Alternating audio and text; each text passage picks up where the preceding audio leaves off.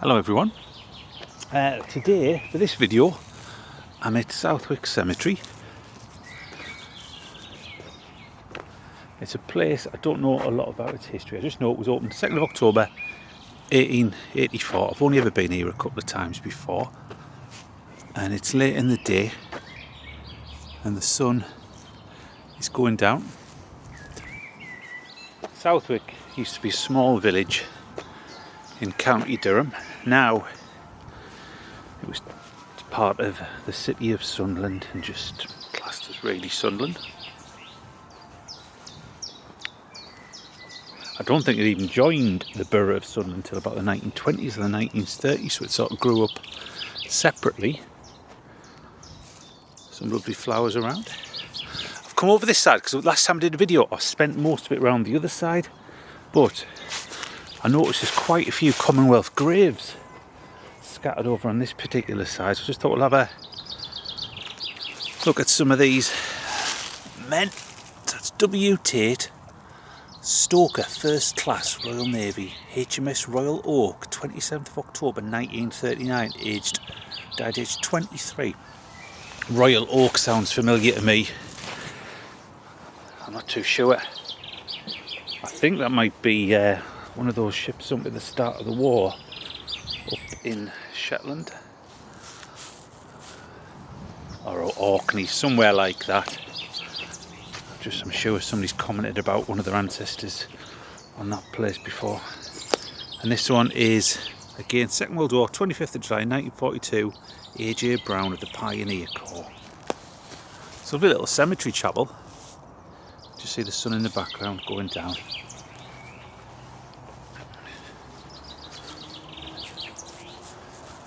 There's another R.T. Trett. Never seen that surname before, and he was an able seaman, and so he was in the Merchant Navy. If you look, all these Commonwealth graves either have like the regiment or the squad, the service they were in. So he was a Merchant Navyman on the MV Empire Drum. Died 6th of August 1944, age 43. So that's 3 heroes we've seen just in a short space. I'm just going to put my shoelaces in. I'm going to trip over. Before this was opened, burials for Southwick were down at Holy Trinity, which is that church down near Queen Alexandra Bridge. Done a couple of videos there before. It's probably about a mile and a half away. That's Aircraftman, 2nd Corps, I believe, T. Smith, Royal Air Force, 24th of May 1942, just 21.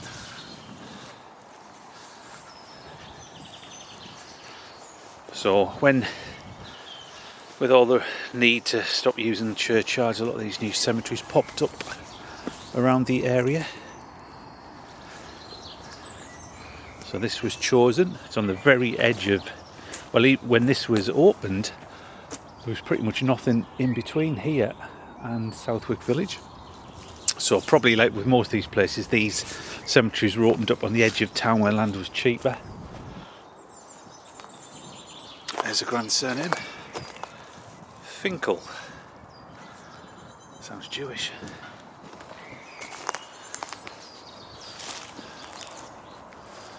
The cemetery's still used today. In the distance there's hundreds of graves from modern times. So when this was opened, it would have been a little bit of a hike up from Southwick up here. There's another T. Irwin's, Durham Light Infantry, 1918-25, in memory of the beloved son of Fred and Isabella Irwin at rest. Southwick is on the River Wear, so a lot of shipbuilding, other industry back in the day. Just going to come down here, see if there's any names I recognise. As I said, I don't know it that well. I think in my entire last 6 years I've done one story about somebody who's buried in here, and I couldn't find his grave again last time, and he was a hero. Getting dark quite quickly. Doesn't look like it on the camera, but in real life it is. Hey God, look at that. I'm sorry. In memory of Robert A., the dearly beloved son of Robert L. and Sarah Black, who was accidentally electrocuted at the Weir shipyard. December the 16th, 1919, ages 16 and a half years. Sad story.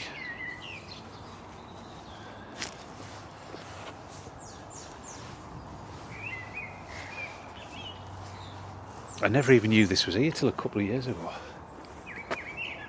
because it is out of the way. You notice a lot of these old memorials like that, look at their arms have dropped off. Gorgeous daffodils over there. And there again, Robert George, beloved husband of Emily Mary Launder, who was accidentally injured at Wearmouth Colliery. He was 24-year-old. So there was the colliery, Monk Wearmouth pit, right next to Southwick. Also, some people leave, because Southwick's close to Roker and Seaburn, and that, some people were buried at Millionall's Cemetery. There's just loads. I'm just going to have a look at these couple of grand ones. Some great surnames. Worthy. Oh, that's a great one. Spain. S-P-A-I-N. Ling. Or Linge. It's a fine memorial and burial ground. There's another great surname. Trescott. I think I've looked at probably about 15 headstone and some great surnames. There's a Burden.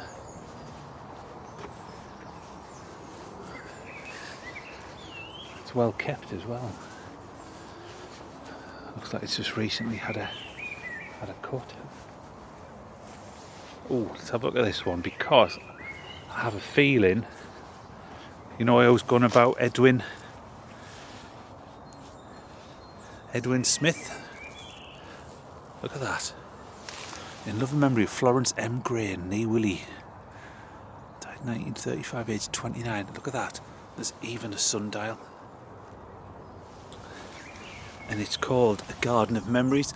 I always highlight Edwin's work. He does all those mosaic ones and all the fine lettering, but he was skilled in all sorts of work. Did bird baths as well. It'll be somewhere on here where it's got his name done. Oh. And there we go.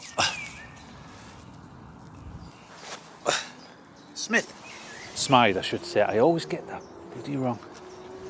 I should know by now. He's probably got loads more in here.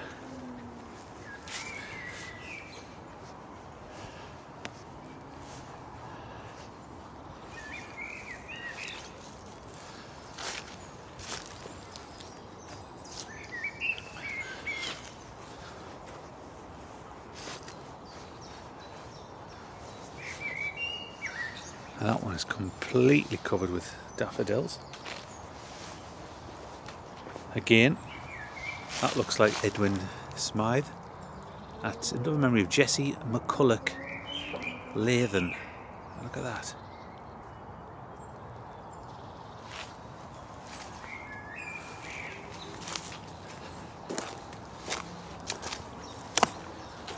We've got all that old section there. And then we even have all the way down here. Those would have been split into denominations. I don't think I've been on this bit before over here. Have a look, because I want to look for that gentleman, the hero.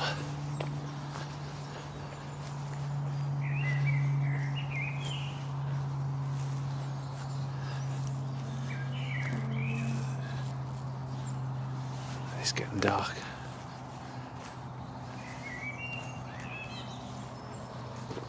I've not even been right down that bottom end, so there's small headstones right down there. Okay, so what I said about distinct surnames, that's Dine, I think. D-Y. N-E. Dine, yeah. I've seen that surname before. Scott Reynolds. If I remember, that hero has a headstone. It was erected by public. Some description there. There's a great name. Place. Remember on that video I did at Hortley Spring, all those men, the Place family who sadly were killed. You know what, I better walk, can't find it. I couldn't last time. Robert Newman. Also there, I think that's 3, it could be 3 or 5 children who died in infancy. Good job brought me torch tonight.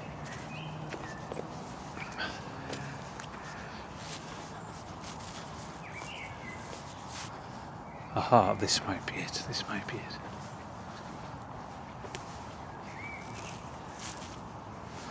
I think it was called Davison if I remember, but I think it was Robert Brooks, late of Stockton-on-Tees, who died at Southwick, or Southwick, as the locals call it. Lathan. It's a grand head memorial. I'm after because it's got like an inscription. The community rallied together and paid for a headstone. Haha, here we are. This is the one. I couldn't find it last time. I'll have to come a bit closer. Look at this. Look at this. In loving memory of William James Tarrant, aged 31 years, who sacrificed his life in the act of saving a youth from drowning in the River Wear on September 18th, 1891. He left a widow, these 3 children, and I think it was his mother they lived on. I think it's Davison Terrace near, closer down to the Green at Southwick, around that area. A young boy had jumped into the river and got into difficulties, and he went in, tried to save his life, but tragically lost his. So the community had a subscription, and they raised several £100s for his wife and children. And they went off to Australia. I think it was southern Australia.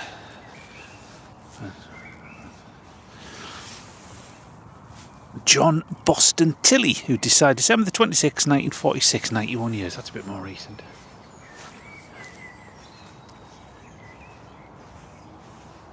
Don't know if you can just see it in the distance. The sun is going down.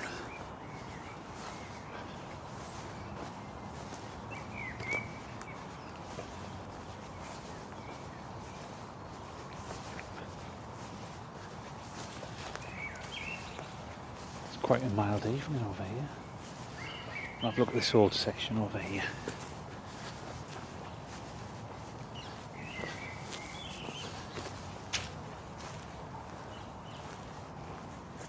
William Wilson.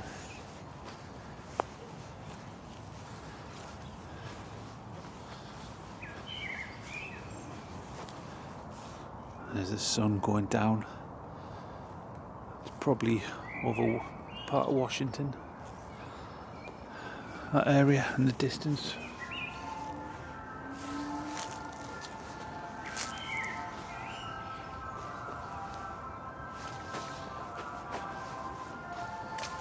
There's a few, can't even see, read the headstones from the, unless I get really close up.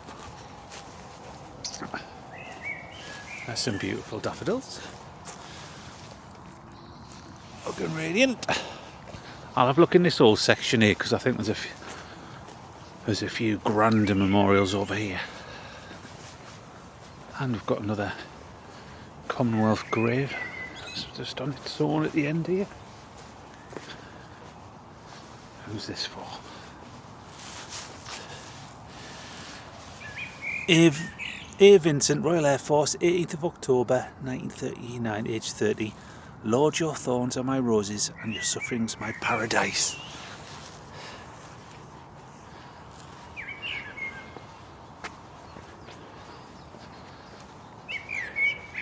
Sarah Kenyon Pickers Gill, daughter of the late William and Mary Pickersgill, 1905, possibly Pickersgill, like from the shipyard. Look at that. Also, Private Thomas Edwards Parker, 7th day alive, their youngest son, presumed killed in action September 15th, 1916, aged 18 years. I've never seen that on headstone, presumed. So is that possibly he? They never found a body, or sadly. And then I've got another one. We'll see if there's anything else on the front, so I know what's the name of the surname. That's members.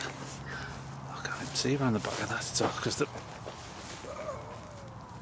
I can't see the surname. It's covered by the cross. But next to it, there's also, this is for